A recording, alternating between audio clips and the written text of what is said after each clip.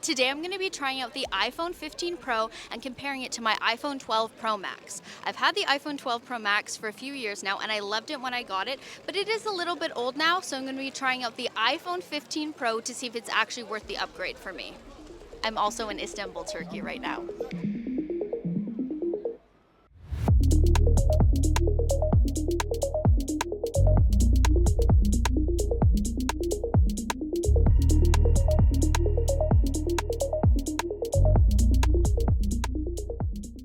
From the fact that I'm still using a iPhone 12 Pro Max, I think you can tell I'm not the type of person who typically upgrades their phone every year. In the past, I felt like the new iPhone features didn't quite justify the cost of buying a new phone for me, especially since I do really like my iPhone 12. But the iPhone 15 is the first phone that's really made me consider upgrading. Before we start comparing the two phones, let's do a battery check-in on the iPhone 15. So we're starting out with an 80% battery and we'll see how it performs throughout the day. All right, let's get into the comparison.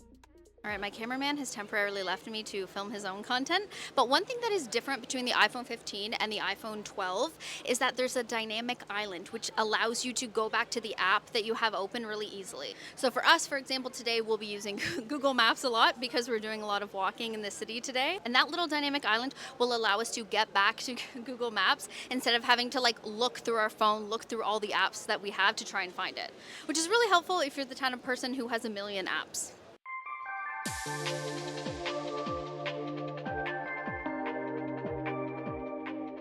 Another exciting upgrade that the iPhone 15 has is the side action button. The switch on the left side of the iPhone 12 lets you change the ringer from on to silent. I feel like we're all used to this. The iPhone has had this feature for a long time, but Apple changed things up with the iPhone 15. There's actually an action button on the side that you can customize. You can go into your settings and set the action button to be one of the following: silent mode, focus mode, the camera, the flashlight, a voice memo, a magnifier, a shortcut to a specific app, or your preferred accessibility feature. I think the action button is such a cool feature. It lets you customize how you use your phone and makes doing your regular phone tasks a lot easier and a lot faster. Since I'm going to be testing out the camera a lot in this video, I'm going to set the action button to the camera.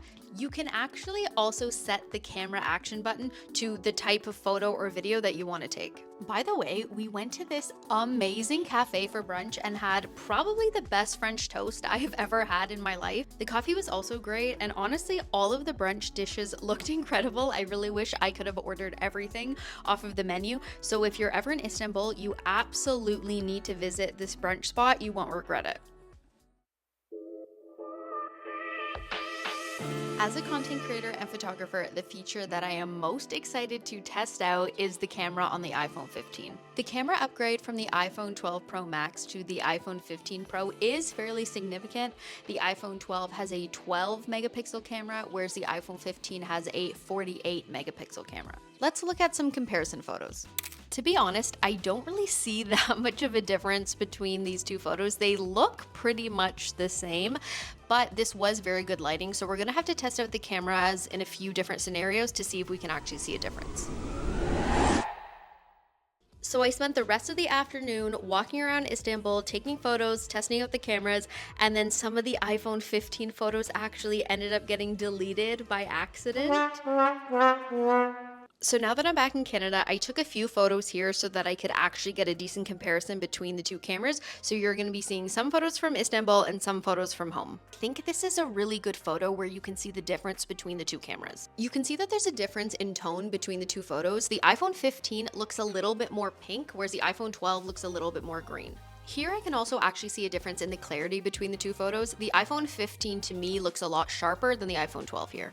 Here's another set of photos that shows the difference in color between the two cameras. The iPhone 12 is brighter, whereas the iPhone 15 is a little bit more muted. I feel like the color of the sky in the iPhone 15 is closer to reality and what I was actually seeing with my eyes when I was there. I like the brightness of the iPhone 12 photo, but I do think that the iPhone 15 is more true to reality.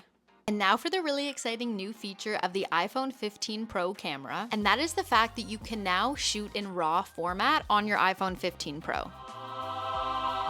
As a photographer, this is a very exciting upgrade. If you're not familiar with the RAW format, here's the definition directly from the Adobe website, because I'm not trying to get into any arguments in the comments about how I didn't explain RAW format exactly correct. The Adobe website says that RAW files contain uncompressed and unprocessed image data, allowing photographers to capture practically every detail that they see in their viewfinder.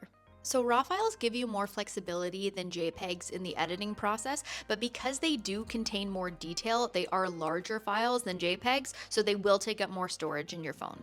Now let's actually look at a JPEG photo versus a RAW photo. So you can see in these two photos, the JPEG and the RAW don't really look that different. The RAW photo is maybe slightly lighter, but mostly they look the same. But in some photos, you'll be able to tell more of a difference. You can see in these comparison photos that the iPhone 15 RAW photo is even more muted than the iPhone 15 JPEG photo. The RAW photos just look very slightly grayed out.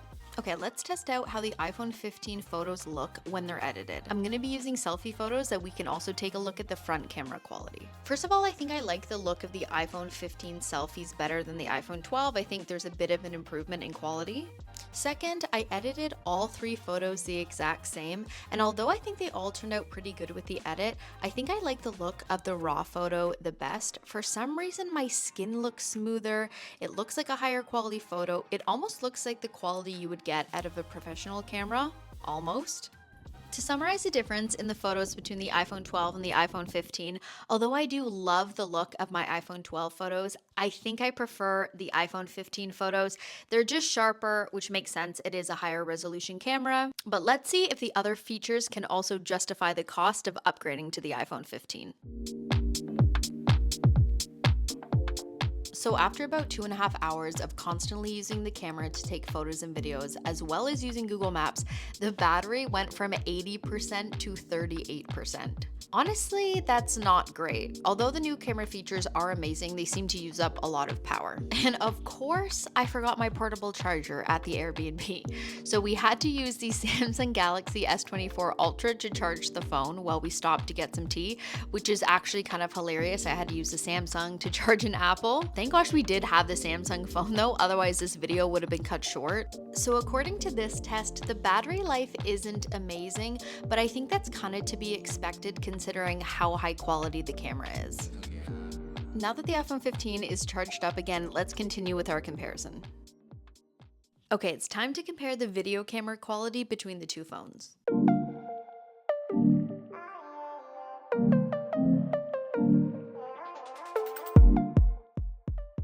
As we've discussed, the iPhone 15 Pro does have a higher megapixel camera than the iPhone 12 Pro Max, so we should see an increase in the quality, but let's see if we can actually detect that. I don't know about you, but I can see a huge difference between the quality in the iPhone 12 and the iPhone 15 video footage. The iPhone 15 quality is actually insane. What's kind of funny though is that the video footage on the iPhone 15 is a bit brighter and a little bit more colorful, like a little bit more vibrant than the iPhone 12, whereas it was the opposite with the photos. Even with that difference though, the iPhone 15 is still the clear winner when it comes to video footage. There was actually some news that came out just today that apparently there's a Hollywood movie that's coming out soon that was filmed on the iPhone 15. And honestly, I can see why. The quality is absolutely amazing. I'm not sure if I'm just so shocked because I'm going from a 12 to a 15. It'd be interesting to see what the quality of the iPhone 14 was like. All right, now let's compare the selfie camera. Okay, wait. So right now it's like golden hour. And I feel like I look more golden in the iPhone 12, whereas I feel like in the iPhone 15, I look a little bit more like cool toned, a little bit more pink. Whereas in the iPhone 12, it looks a little bit more like orangey. I don't know, this is interesting. I kind of like how I look better in the 12, but I do feel like the 15 is more clear. But I don't know if the 15 is closer to what I look like in real life, or the 12 is closer to what I look like in real life. I'm not sure.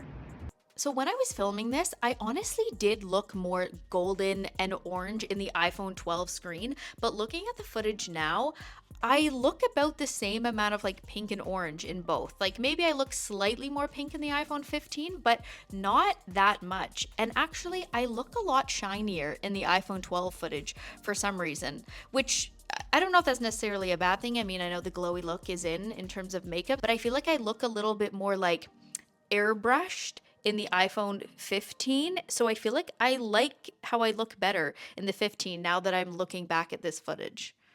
And now for the very exciting video camera upgrade of the iPhone 15. The iPhone 15 now shoots log footage. If you're new to log footage, basically it's an image profile that retains more detail of the footage and tries to minimize the difference between the highlights and the shadows of your video. This is such an exciting upgrade for all the content creators, videographers, YouTubers. Ultimately, this allows you to color grade your footage a lot easier and allows you to have more control over how your footage will look after you edit. The iPhone 15 Pro model that I'm using has 128 gigabytes of storage, and for the phones with 128 gigabytes, you have to use an SSD drive when you're filming in log. There are certain apps you can use, like the Blackmagic app, that actually allow you to film without using an SSD, but for this video, I chose to use one. For the phone models with more storage, you don't have to do this. This is only for this model of phone. All right, so let's try out shooting in log on the iPhone 15 Pro.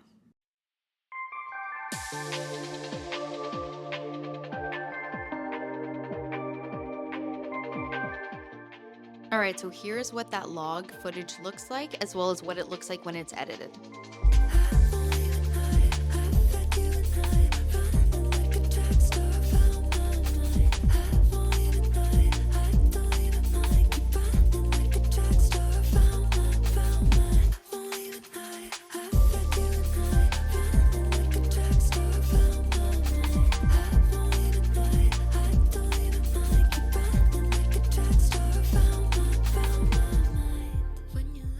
I'll need to play around with the log footage a little bit more and figure out how exactly I want to color grade this iPhone footage. But I think this phone is such a game changer for content creators and YouTubers. Because for example, when I post vlogs, some of my footage is shot on the phone and some of the footage is shot on my camera. And so when I'm trying to merge the two and color grade them together to make them look consistent, it can be kind of hard, but that's where this log footage is really going to come in handy. So we took a bit of a break from filming to get some dinner. Istanbul just has a never-ending supply of amazing food spots. I don't even know how you would put a food guide together for this city because there's just a never-ending supply of amazing food.